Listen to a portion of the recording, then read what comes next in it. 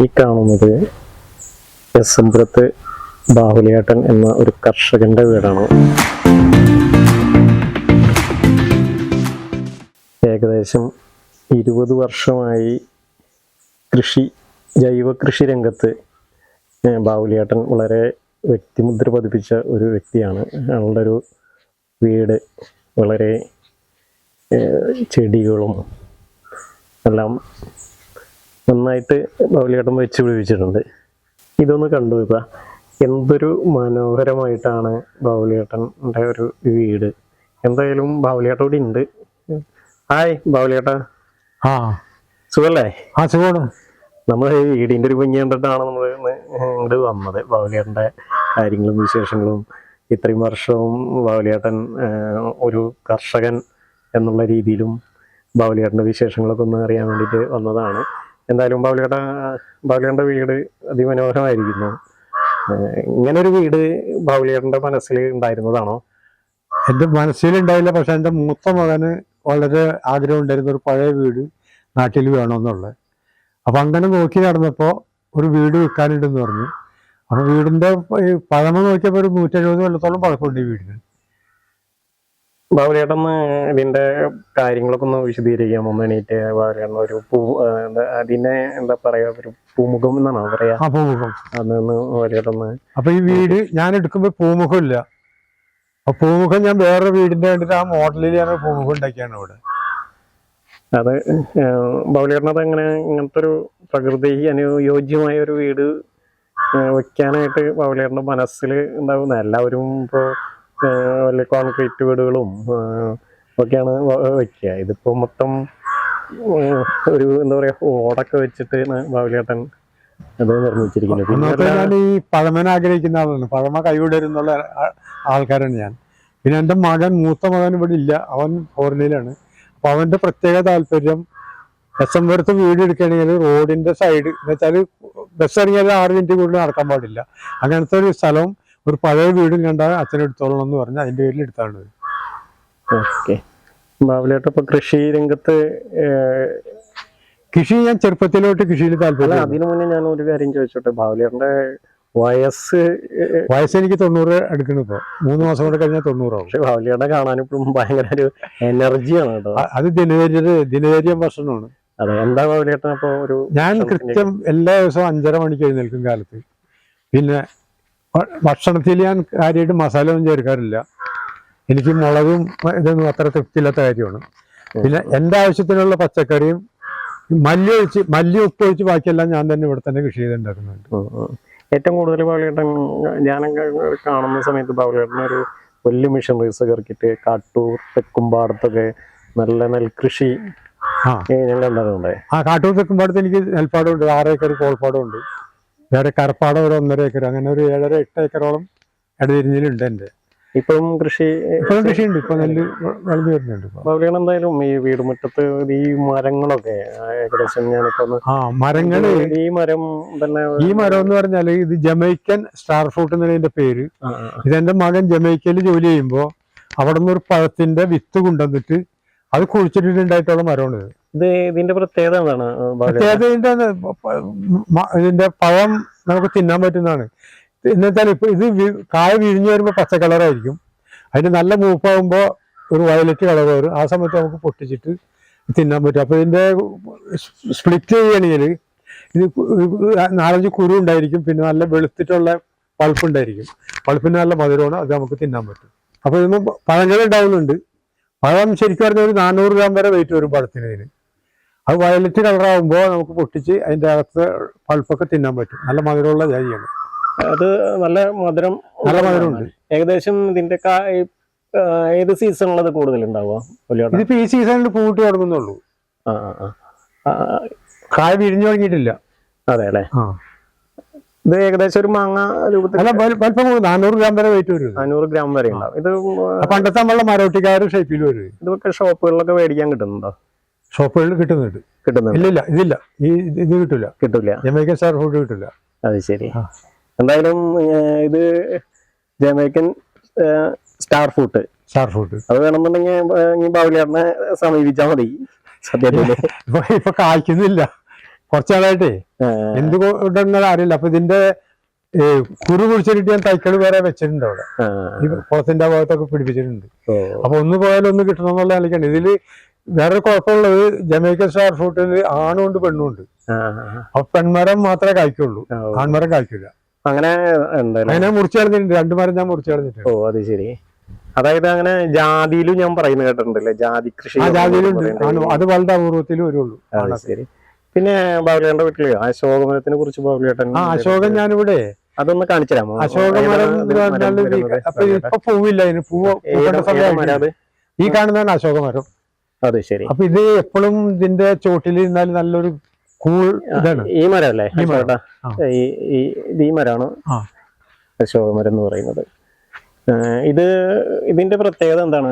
ഇതിന്റെ തണൽ മരം ഒന്ന് മാത്രമേ ഉള്ളൂ. പിന്നെ ഇതിന്റെ ചോട്ടിലിരുന്നാൽ ശരിക്കും ഒരു ശാന്തമായിട്ടുള്ള അന്തരീക്ഷം മാതിരിയാണ്. അതായത് ഈ രാമായണത്തിൽ പറയുന്ന മരമാണോ? സീത എന്നെ കൊണ്ട് ഇരുത്തിയത് ഈ അശോകമരത്തിന്റെ ചോട്ടിലാണെന്നാണ് പറയുന്നത്. അത് ശരി. അപ്പൊ അശോകം എന്ന് വെച്ചാൽ ശോകം ഉണ്ടാവില്ല എന്നാണ് പറയുന്നത്, അർത്ഥത്തിൽ പറയുന്നത്. അതിന് ചോട്ടിലിരുന്നാലും ശോകം അറിയില്ല. ബാബുലേട്ടൻ ഇത് എവിടെ നിന്നൊക്കെ കളക്ട് ചെയ്തപ്പോ? അല്ല, ഞാനിത് തൃശ്ശൂർ മണ്ണുത്തിന്ന് എനിക്ക് ഇത് വിത്ത് കിട്ടിയാണ്. ഇത് വീട്ടില് വെച്ചുപിടിപ്പിക്കുന്നത് ഇതൊക്കെ ഞാൻ വെച്ചുപിടിപ്പിച്ചിട്ടുള്ളതാണ്. അല്ല, അത് അശോകം വെച്ചുപിടിപ്പിക്കുന്നത് വളരെ നല്ലതാണ്. നല്ലതാണ്, ഒരു തണൽ വൃക്ഷമാണ്. ബാബുലേട്ടന്റെ വീട്ടില് മുള പലതരം 9 മുളയോളം മുള തൈകളും പലതരം മുളകളാണ് ബാബുലേട്ടൻ വെച്ചുപിടിപ്പിച്ചിരിക്കുന്നത്. ബാബുലേട്ട, ഈ മുളേനെ എന്താ പറയാ? ഇത് എലിഫന്റ് ബാമ്പ് എന്ന് ഇംഗ്ലീഷിൽ പറയാം, ആനമുള എന്ന് പറയാം മലയാളത്തിൽ. ആനമുള. ഇതുകൊണ്ട് ഇതിന് 4 വരെ ഡയമീറ്റർ ഉണ്ടായിരിക്കും ഇതിന്റെ. പിന്നെ ഇത് കൊട്ട നെയ്യാനാണ് ആദ്യം ഉപയോഗിക്കുന്നത്. ഇത് കൊട്ട നെയ്യാൻ ഇത് ഇപ്പൊ കൊട്ട നെയ്യുന്ന ആൾക്കാർ കൊണ്ടുപോകുന്നുണ്ടാ? ഇല്ല, ഞാൻ ഇതുവരെ ആർക്കും കൊടുത്തിട്ടില്ല. ആരെങ്കിലും വന്നാൽ കൊടുക്കും മാത്രമേ ഉള്ളൂ. ഇത് കൊട്ട നെയ്യാനായിട്ട് ഇതിന്റെ തൊലിയല്ല, ഇത് ചീന്തിയിടും അല്ലേ? ഇത് വളർച്ച എത്ര വർഷമാണ്? ഇത് മുളരിയൊക്കെ ഉണ്ടാകുന്നത്? മുളരി ഉണ്ടാകുന്നത് 12 കൊല്ലെത്തുമ്പോഴാണ്. 12 കൊല്ലത്തിലാണ്. 12 കൊല്ലെത്തുമ്പോ മുള പൂക്കും, അവരോട് തോന്നുന്നു. അങ്ങനെയാണ് പഴയ കാലത്തുള്ളത്. പക്ഷെ ഈ മുളനെ പറ്റി എനിക്ക് പറയാൻ പറ്റില്ല. മുമ്പ് നാടൻ മുളയാണ്, മുള്ളുള്ളി ആദ്യം ഉണ്ടായില്ലേ, അത് 12 കൊല്ലെത്തുമ്പോ പൂക്കും, അതോടുകൂടി ഉണങ്ങി പോകും. അപ്പൊ അതിനൊരു മുളയരി കിട്ടിയിരുന്നത്. ഈ ബാബുലേട്ടന്റെ കയ്യില് എന്തരം മുളകളുണ്ട്? ഇവിടെ ഇപ്പൊ ഒരു 7 തരം മുളയുണ്ട്. ചൂരൽ മുളയുണ്ട്, ലാത്തി മുളയുണ്ട്. അതൊന്ന് പരിചയപ്പെടുത്താമോ? ഈ തോട്ടിക്ക് വേണ്ടിട്ട് ഉപയോഗിക്കുന്ന തോട്ടി മുള എന്ന് പറയും. ഇത് ഒരു 60 അടി വരെ ആയിട്ട് വരും. 60 അടി വരും. 60 അടി വരും. ഓ. ഇത് കൂടുതൽ എവിടെയാ ഉണ്ടാവുന്നത്? ഇത് വയനാടാണ് അധികം ഉള്ളത്. വയനാടാണ് അധികം വരും. ഞാനിതൊക്കെ വയനാട് നിന്ന് കൊണ്ടതാണ്, ഇതിന്റെ തൈക്കള് മേടിച്ചിട്ടുണ്ടെന്നാണ്. ഓ, ഇതുമലൊക്കെ ആയിരിക്കും ഈ പാനൊക്കെ എടുക്കാനായിട്ട് ആദിവാസികൾ ഈ ചവിട്ടി കയറിക്കൊണ്ടിരിക്കുന്ന മുള, ഈ മുളകളാണ് അല്ലെ? പിന്നെ ഇത് പണ്ട് കാലത്ത് മറ്റേ ഇതില്ല, അതിനെ പറ്റി പറഞ്ഞുതരാം. ഇത് ചൂരൽമുള എന്ന് പറയും. ചൂരൽമുള എന്ന് പറയുന്നത് ഇതിന്റെ ഡയമീറ്റർ 1 ഇഞ്ച് കൂടുതൽ ഉണ്ടാവില്ല. അത് ശരി. പിന്നെ ഈ തടി തന്നെയാണ് ഓൾറെഡി കൊട്ട നെയ്യാൻ വേണ്ടിട്ട് അത് ഉപയോഗിക്കുന്നത്. കൊട്ട നെയ്യാൻ ഈ ചൂരൽ കസേരയൊക്കെ ഉണ്ടല്ലോ, ചൂരൽ കസേരയ്ക്ക് വേണ്ടിട്ടാണ്, കൊട്ടല്ല. സോറി, അല്ല, ഇത് ഈ പോലീസുകാരൊക്കെ ലാത്തിക്ക് ഉണ്ടാക്കാനൊക്കെ. ലാത്തിക്ക് ഉള്ളത് അത് തന്നെ, ലാത്തി മുള. അത് ഉണങ്ങിപ്പോയത്, ആരോ വെട്ടിക്കൊണ്ടുപോയത്. കൊമ്പും തിന്നൊന്നില്ലാതെ നേരെ പോകുന്ന ഒരു മുളയാണിത്. കല്ലൻ മുള എന്ന് പറയും. ഇതിപ്പോ തന്നെ 60 അടി ഹൈറ്റ് കൊണ്ട് വന്നിട്ടുണ്ട്. ഓ, അത് ശരി. ഇനി മുകളിൽ കൂടെ പോയിക്കൊണ്ടിരിക്കുകയാണ്. ഓ, ഇത് നല്ല ഹൈറ്റ് വരും. നല്ല ഹൈറ്റ് വരും. ഇത് എന്തിനാ കൂടുതൽ ഉപയോഗിക്കുക? ഇത് തോട്ടിക്ക് മറ്റേ ഉപയോഗിക്കാം. പിന്നെ മുമ്പൊക്കെ ആണെങ്കിൽ ഈ പന്തലൊക്കെ കിട്ടുമ്പോ വലിച്ചു കെട്ടാനൊക്കെ ഉപയോഗിക്കാം. അതിന്റെ അടുത്ത് തന്നെ നിൽക്കുന്ന മുള എന്താണ്?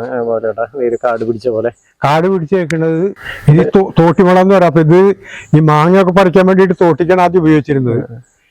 പിന്നെ മറ്റേ കൺസ്ട്രക്ഷൻ ഹൈറ്റ് 60 അടി കൂടുതൽ ഹൈറ്റ് വരുന്നുണ്ട്.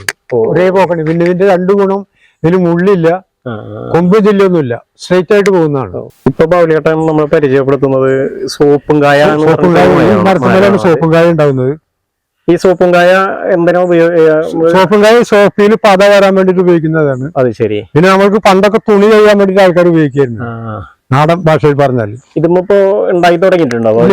പൂവിന്റെ സമയം ആവുന്നുള്ളൂ. അതായത് വിൽക്കാറുണ്ടോ? അത് നമുക്ക് അങ്ങനെ? ഇല്ലില്ല, വിൽക്കാറൊന്നുമില്ല. ഇതിപ്പോ അങ്ങനെ റോട്ടില് ഞാൻ ശ്രദ്ധിക്കാറില്ല. റോട്ടിൽ വീഴും ചില ആൾക്കാർ എടുത്തുകൊണ്ട് തുണിയൊക്കെ. ഇതൊരു 6 ഇഞ്ച് ഡയമീറ്റർ ഉണ്ടാവുള്ളൂ ഇതിന്റെ. നല്ല ക്ലീൻ ആയിട്ട് നല്ല വളരെ നല്ല പതയാണ് ഇതിന്റെ. അത് ശരി. എത്ര വർഷമായിട്ടുണ്ട് ഇത്? ഇത് വെച്ചിട്ട് 20 വർഷമായി. 20 വർഷമായി. ഇതിനിടയിൽ കുറെ ഉണ്ടായി കൊഴിഞ്ഞു പോകുകയും ചെയ്യും. എല്ലാ കൊല്ലത്തിലും വീഴും, കൊഴിഞ്ഞു പോകും. റോട്ടിലെ ആൾക്കാരൊക്കെ അടിച്ച് കൊണ്ടുപോകുന്നത്. എന്തായാലും ഇത് ബാബുലേട്ടന്റെ ഒരു പറമ്പാണ്. ബാബുലേട്ട ഇത് ഏകദേശം എത്ര? 1.5 ഏക്കർ 1.5 ഏക്കറിൽ ബാബുലേട്ടൻ കൃഷി ചെയ്തിരിക്കുന്നത് ജാതി, വാഴ, ഇങ്ങനെ പലതരം 7 തരം വാഴയുണ്ട്. 7 തരം വാഴയുണ്ടെന്നാണ് ബാബുലേട്ടൻ പറയുന്നത്. എന്തൊക്കെ വാഴയാണ് ബാബുലേട്ട? വാഴ ഇത് കണ്ണൻ വാഴയുണ്ട്, പാളിയന്തോടൻ, പിന്നെ ഞാലിപ്പൂവൻ, പിന്നെ പൂവാഴ, പിന്നെ കൽപ്പൂരക്കവളി, അങ്ങനെ പലതരം ഉണ്ട്. പേര് മുഴുവൻ എനിക്ക് ഓർമ്മ കിട്ടുന്നില്ല. എന്തായാലും ബാബുലേട്ടന്റെ ഒരു കരവിരുത്, കൃഷിയുള്ള ഒരു കരവിരുത് വീട്ടില്. കാരണം ഞാൻ എവിടെ പോയാലും ഇവിടെ ഇല്ലാത്ത സാധനങ്ങൾ കാണുകയാണെങ്കിൽ എന്ത് വില കൊടുത്ത് ഞാൻ വാങ്ങിച്ചിട്ടുണ്ട്. അങ്ങനെ ഈ മുളയൊക്കെ വെച്ച് പിടിപ്പിച്ചത്. അത് ശരി. മുള മേടിക്കാൻ വേണ്ടി ഞാൻ സ്പെഷ്യലായിട്ട് വയനാട് ടാക്സി എടുത്ത് പോയിട്ട് മുള മേടിച്ച ആളില്ല. 250 മുള മേടിക്കാൻ വേണ്ടി വയനാട് പോയി.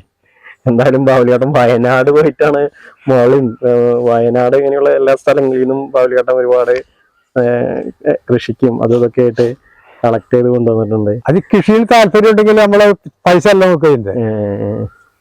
Okay okay. എന്തായാലും ബാബുലേട്ടനെ പരിചയപ്പെടേണ്ട ഒരു വ്യക്തിയാണ്, എല്ലാവരും പരിചയപ്പെടുത്തി കൊടുക്കേണ്ട വ്യക്തിയാണ്. ഇത് ഞാൻ 959 ബോംബെ പോയതാണ്. അത് അവിടെ ഞാൻ ചെന്നിട്ട് 11 മാസം ഫുട്പാത്തിക്കായിരുന്നു ജീവിച്ചു. ജോലിയൊന്നുമില്ല 959. പിന്നീട് എനിക്ക് ക്യാഷ് ലേബർ IIT-യിൽ ഇരുമ്പ് ചോക്കാൻ വേണ്ടിട്ട് ജോലി കിട്ടി. അന്ന് ശമ്പളം 1.4 ഉറുപ്പ്യ ഡെയിലി, മാസത്തിൽ 25 ദിവസം ജോലി ഉണ്ടായിരിക്കും. അപ്പൊ അന്ന് സമ്പാദ്യമാണ് 1.4 ഉറുപ്പ്യ കിട്ടും. ഒരു ചോറിന് 25 പൈസ മതി അന്ന്. 59 അരിക്കൊക്കെ വളരെ വിലക്കുറവാണല്ലോ. ബോംബെയിൽ എവിടെയായിരുന്നു? ബോംബെ IIT. ഈ ചെങ്കതലി ഞാൻ ഇവിടെ തൃശ്ശൂരിന്ന് വേറെ ചെന്ന് മേടിച്ചിട്ടുള്ളതാണ്. ചെങ്കദളിയുടെ പ്രത്യേകത ഇതിന്റെ കായ വളരെ വലുപ്പമുണ്ടായിരിക്കും, ചുവന്ന കളറായിരിക്കും. അത് ശരി. തമിഴ്നാട്ടിൽ ഇതിന്റെ പഴത്തിന് വലിയ ഡിമാൻഡാണ്. പക്ഷെ ഇവിടെ നമുക്ക് കറി വയ്ക്കാനേ പറ്റുള്ളൂ, പഴാരും തിന്നില്ല അധികം. ചെങ്കദളി ഇത് നല്ല ടേസ്റ്റ് ഉള്ള. ഞാൻ ഇത് തന്നെ തിന്നുള്ളൂ ഇതൊക്കെ കിട്ടിയാല്. ഞാൻ അധികം പച്ചക്കറി മാത്രമേ 90% പച്ചക്കറിക്കാരനാണ്. ഇത് എത്ര നാള് പിടിക്കും ചെങ്കദളി? ഇതെല്ലാം വളരെ കണക്കൊരു കൊല്ലം കൊണ്ട് കായ കിട്ടും നമുക്ക്. ഏത് വാഴ വെച്ചാലും 9 മാസം എത്തുമ്പോഴും കായ്ക്കും. ഇതിലിപ്പോ ബാബുലേട്ടൻ കുറച്ച് അധികം വെച്ചിട്ടുണ്ടല്ലോ. പലതരം വാഴയുണ്ട്. അതല്ലേ, ഇതില് പ്രത്യേകത ചെങ്കദളിയാണ്. അതിന്റെ ഒരു ഭംഗിയുണ്ട്. അത് വീടിന്റെ മുറ്റത്തൊക്കെ എനിക്ക് തോന്നുന്നത് ഭംഗിക്ക് വളർത്താൻ പറ്റിയൊരു വാഴയെന്ന് തോന്നുന്നു അല്ലേ? പിന്നെ ഇതിന്റെ കൊല തന്നെ നല്ലൊരു 30 കിലോ വരെ വെയിറ്റ് വരും. നല്ല കൊല. ഇത് എവിടുന്ന ബാബുലേട്ട? തൃശ്ശൂർ മണ്ണുത്തിന്ന് മേടിച്ചാണ്. മണ്ണുത്തിന്നാണ് കളക്ട് ചെയ്തിരിക്കുന്നത് അല്ലേ? ഇപ്പൊ അവിടെ കിട്ടുമെന്ന് എനിക്ക് പറയാൻ പറ്റില്ല. ഇത് ബാബുലേട്ടൻ ഉണ്ടായി കഴിഞ്ഞു കഴിഞ്ഞാൽ ഇത് പുറത്തും കൊടുക്കൂല്ലേ? ഇതിന്റെ ഞാൻ കൊടുക്കും, കടയിലൊക്കെ കൊടുക്കും. എസംബർത്ത് 1 കടയുണ്ട്. അതെ അല്ലെ? ഇതിന്റെ കണ്ണ് കിട്ടാനായിട്ട് അന്ന് ഇതേവരെ വിറ്റിട്ടില്ല. അതെ. അങ്ങനെ ആവശ്യക്കാർ വരികയാണെങ്കിൽ ഞാനൊരു 60 ഉറുപ്പ്യക്ക് ടിഷ്യൂ കൾച്ചറിന്റെ തൈ ഉണ്ടെന്നാണ്. ഒരു തൈന് 60 ഉറുപ്പ്യക്ക് മേടിച്ചതാണ്. അതെ. അങ്ങനെ അതിൽ നിന്ന് ഉത്പാദിപ്പിച്ചിട്ടുള്ളതാണ് ഇത് മുഴുവനും. എന്തായാലും ബാബുലേട്ടനെ കുറിച്ച് പറയാൻ വെച്ചാൽ ഭയങ്കര ഒരു വല്ലാത്തൊരു രസകരമായ ഒരു അനുഭവങ്ങളാണ്. അവിടെയൊക്കെ നിരത്തി വാഴ. ഇതെന്താ മരം? ഇത് ജാതിയാണ്, ജാതി മരമാണ്. ജാതി. അതിന്റെ അടുത്ത് പശുവിനെ കെട്ടിട്ടേ അതിന്റെ അടുത്ത് നിൽക്കുന്നത് മറ്റേത് ഇതില്ല, നമ്മളെ കടച്ചക്ക കടപ്ലാവ് എന്ന് പറയും. എന്തായാലും ബാബുലേട്ടന്റെ ഒരു വീടിന്റെ പരിസരമാണ് കാണുന്നത്. എന്തായാലും ഇവിടെ ഇല്ലാത്ത സാധനങ്ങളില്ല, എല്ലാ തരം ഇവിടെ ഇല്ലാത്ത മരങ്ങളില്ല. ഭയങ്കര. പിന്നെ ഇതൊരു പ്രത്യേകതരം പഴവർഗത്തിൽപ്പെട്ട ഒരു പേര് എനിക്കറിയില്ല. ഇത്ര ഉണ്ടാവുള്ളൂ കായ. പക്ഷെ അത് നമ്മൾ നല്ല പുളിയുള്ള ഒരു സാധനം തിന്നിട്ട് ഇതിന്റെ ഒരു കായ നല്ല മധുരമായിരിക്കും. പിന്നെ ശരി. അത് ഇതിന്റെ പേര് ഞാൻ മറന്നുപോയി. ശരിക്കും അത് നാരകമാതിരി തന്നെയാണല്ലോ ബാബുലേട്ടാ? നാരകമല്ല, ചെറിയ ഇത്ര തന്നെയാണ് ഉണ്ടാവുള്ളൂ ഇതിന്റെ കായ്ക്ക്. പിന്നെ കായ വിരിഞ്ഞു വരുന്നുള്ളൂ. അതെ അല്ലെ? 6 ഇഞ്ച് നീളം ഉണ്ടായിരിക്കും. മധുരാണോ? മധുരം നല്ല മധുരം എന്ന് വെച്ചാൽ കഠിന മധുരമാണ്. അതെ അല്ലെ? അതും നമ്മൾ ഇവിടുത്തെ തന്നെ ഇവിടെ നാട്ടിലൊക്കെ എവിടെ നിന്ന് കിട്ടുന്നത്? ഞാൻ ഈ കാണുന്ന തയ്യൊക്കെ വാങ്ങി കഴിക്കുന്നു എവിടെ ചെന്നാലും. അപ്പൊ ഓരോരുത്തരും ഇന്ന തയ്യണ്ടി ചേട്ടാന്ന് പറയും. ഞാൻ പറയും ശരി, വില നോക്കണ്ട, തൈ എനിക്ക് വേണമെന്ന് പറയും. അങ്ങനെ കൊണ്ട് വെച്ചിട്ടുള്ളതാണ്. എന്തായാലും ബാബുലേട്ടാ കുറച്ച് ബാബുലേട്ടന്റെ പേഴ്സണൽ വിശേഷം കൂടി അറിയാനായിട്ട് താല്പര്യപ്പെടുന്നുണ്ട്.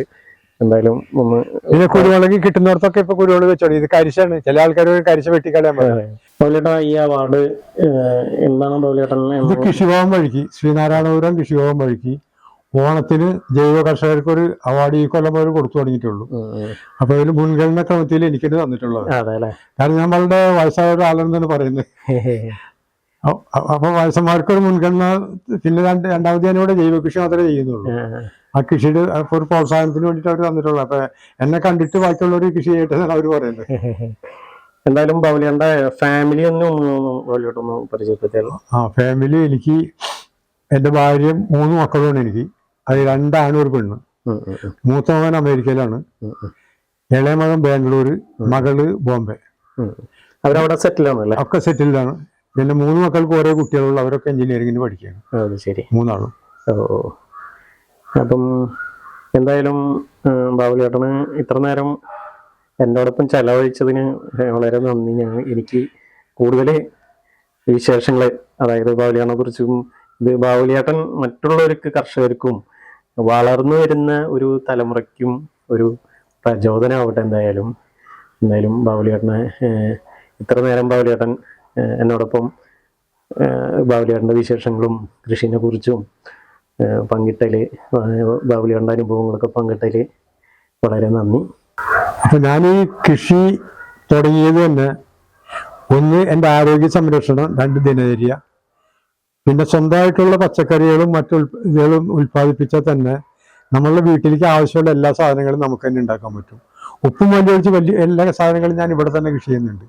ഇപ്പോൾ പച്ചക്കറി, വാഴ, ചിലപ്പോൾ പച്ചക്കായ കറി വയ്ക്കുക. പിന്നെ ഇവിടെ എൻ്റെ കയ്യിൽ ഇല്ലാത്ത മരങ്ങൾ ശരിക്കും പറഞ്ഞാൽ ഒന്നും കാണുന്നില്ല. എല്ലാ മരങ്ങളും ഞാൻ എവിടെ പോയാലും മരത്തിൻ്റെ തൈക്കളും വിത്തുകളൊക്കെ മേടിച്ച് ഇവിടെ വളർത്ത് നിറച്ച് പലതരം മരങ്ങളുണ്ട്. പിന്നെ പൂച്ചെടികൾ കണ്ടമാനമുണ്ട്. അതേമാതിരി മുളകൾ ഞാൻ പറഞ്ഞില്ല, മുളകൾ 7 തൊട്ട് 9 തരം മുളകൾ ഞാൻ പിടിപ്പിച്ചിട്ടുണ്ട്. ഇതൊക്കെ വിറ്റിട്ടുകൊണ്ട് ജീവിക്കണമെന്നുള്ളൊരു ആഗ്രഹത്തിലല്ല. ഇതെല്ലാം ഒരു കൃഷിക്കാരനായാലും ഇതെല്ലാം അവനവൻ്റെ വളപ്പിൽ വേണമെന്നുള്ളൊരു താല്പര്യം ആദ്യം മുതൽ എനിക്കുണ്ടത്. അതിൻ്റെ പേരിൽ ഇതേമാതിരി ബുദ്ധിമുട്ടിയിട്ട് ഇത്ര വയസ്സായിട്ട് ഞാൻ ഇപ്പോഴും കൈക്കോട്ടൊക്കെ എടുത്ത് കൃഷി ചെയ്യുന്ന ഇതാണ്. കാരണം ഇന്നത്തെ നിലയ്ക്ക് ഒരു ജോലിക്കാരനെ കൂലി കൊടുത്ത് ജോലി ചെയ്യാൻ എന്നെ കൊണ്ട് പറ്റില്ല. 1000 റുപ്യ കൊടുത്തിട്ട്, ഈ 1000 റുപ്യ കൊടുത്തിട്ട് ഒരു ജോലിക്കാരൻ ചെയ്യുന്ന ജോലി 2-3 മണിക്കൂർ കൊണ്ട് എന്നെ കൊണ്ട് ചെയ്യാൻ പറ്റും, ഇപ്പോഴും വയസ്സായാലും. അതിൻ്റെ എല്ലാം ജോലിക്കാരുടെ വയ്ക്കാറില്ല, ഞാൻ തന്നെ സ്വന്തമായിട്ട് ചെയ്യുള്ളൂ. പിന്നെ ഇത്ര സമയം എൻ്റെ കൂടെ ചെലവഴിച്ച് എല്ലാ ജോലികളും വിട്ടു കളഞ്ഞിട്ട് എൻ്റെ കൂടെ വന്ന ദിലീപ് ഹരിവേദത്തിന് ആത്മാർത്ഥമായിട്ടുള്ളൊരു നന്ദി ഞാൻ പറയുന്നത്.